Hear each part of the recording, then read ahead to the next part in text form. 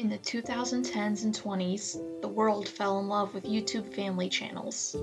From daily vlogs to lighthearted pranks, we watched these seemingly relatable and wholesome families grow in size and fame. But have you wondered, where are those family channels now? Did the parents get tired of posting? What are the kids up to?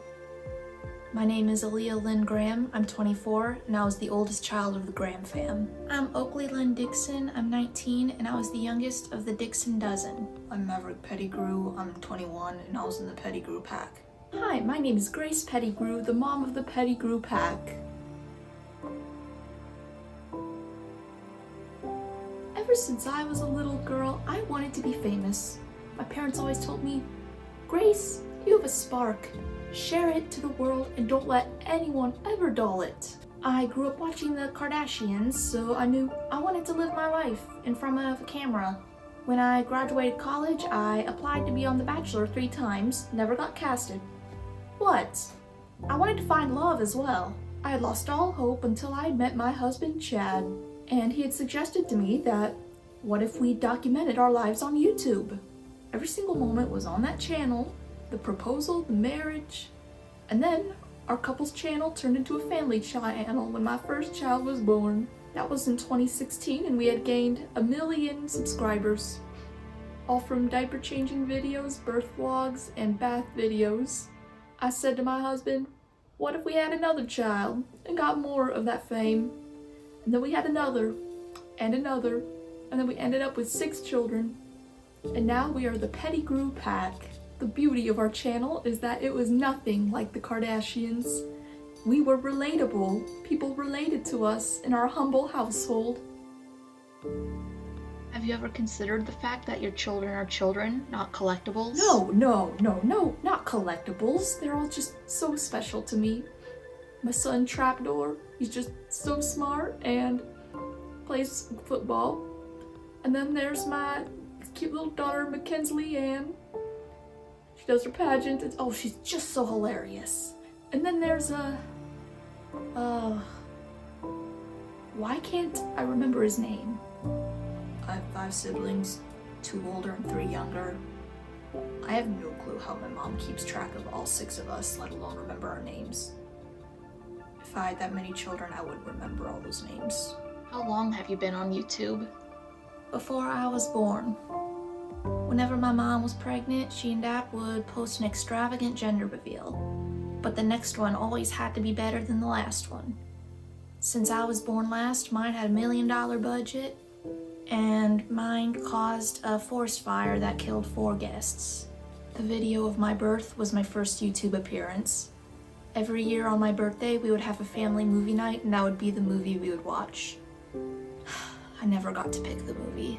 My first memory was a ring light shining on me while I was trying to sleep. It took me months to get used to. What was your favorite part about your family channel?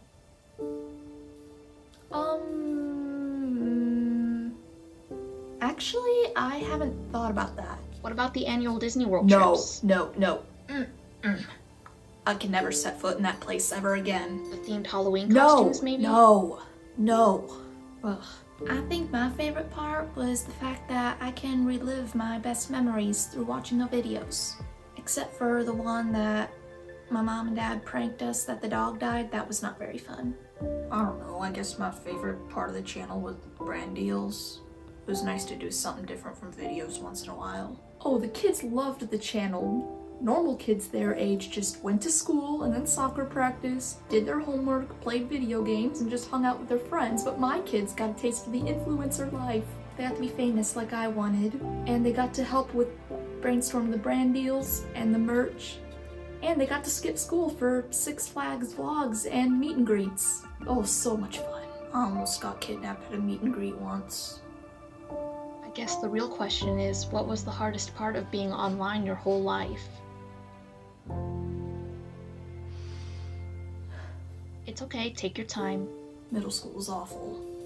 A video circulated around the school from when I was 7. I was walking out of the movie theater and I'd wet my pants after watching Five Nights at Freddy's 2. I got bullied all year and lost all my friends because of it. For me, the hardest part was that I did not have a normal childhood. Making content would sometimes get so draining for my parents, so when I was 9, they pulled me out of school so I could take care of my 6 younger siblings. That way, when inspiration struck them, I was there, but also so they could rest. I went to 5 different schools because of stalkers.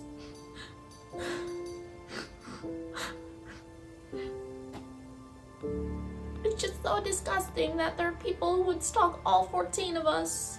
And on top of that, my life is still pretty bad too. I'm in college and I can't go to a party without hearing that cringy song I wrote and my parents released when I was 6. I love Sephora. As a parent, not only am I in those cute little videos, but I gotta take the time to edit them, which takes up 1 hour of my day, which is a lot. Sometimes I'm like, I need a break. Oh, and on top of that, the internet and cancel culture is just so brutal. I had to take a month-long break from social media after I pretended that my youngest had cancer. What? How are they supposed to know it was fake? And there was another time when my son Maverick broke our YouTube play button, our most prized possession. So I had to punish him, and that was by not giving him any food for a week. I got charged for child neglect. How was I supposed to teach him a lesson? Send him to his room for 10 minutes? People are snowflakes. But that wasn't the first time Mrs. Pettigrew got in trouble. A few weeks before Chad and I went to jail, Maverick asked us if he could quit the channel. I just didn't understand. Who wouldn't want fame, a hefty allowance, fans, fan accounts made by cute girls his age who just adore him? I just don't understand. At what point did you realize that what your parents were doing was completely messed up? When I was 15, I begged them to stop including me in their videos. I felt like I was too old for that kind of stuff, and even if I did have fame, a big allowance, and weird fans, it's just not for me. They said no, but they got arrested a few weeks later. I was a little sad I didn't get to see them much anymore, but I felt free for the first time. The video that my parents posted of when I got my first period was the last straw. At 13, I ran away from home to live with a girl my age that I met on Roblox. Nobody knew that I had internet access through my old iPad. I have not contacted my parents since, nobody in my family since, at all. They tried to find me, the FBI could never find me. I saw everyone's conspiracy theories of what happened to me. They all thought I was dead. Ugh, why did I say that out loud? Please edit that out. My sister was the first to discover that something was fishy. She was the first of the 12 of us to get Instagram, and she found that my parents had made accounts for all 12 of us and ran them. As nosy as she is, she investigated the following and found out that 75% of all our followers were old men. Together, we confronted Mom and Dad, but they denied it. They gaslit us into thinking that those were just innocent fans.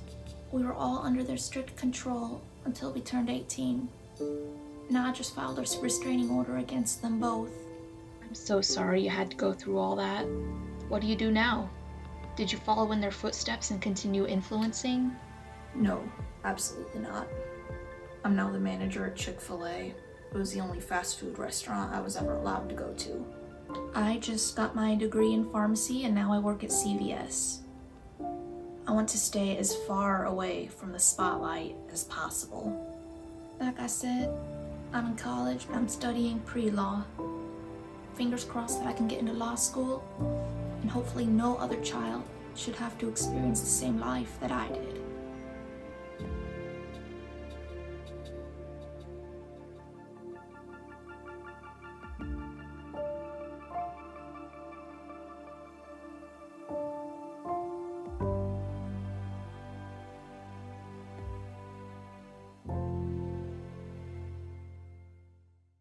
Maverick, what if we told you that your mom is also going to be in this documentary?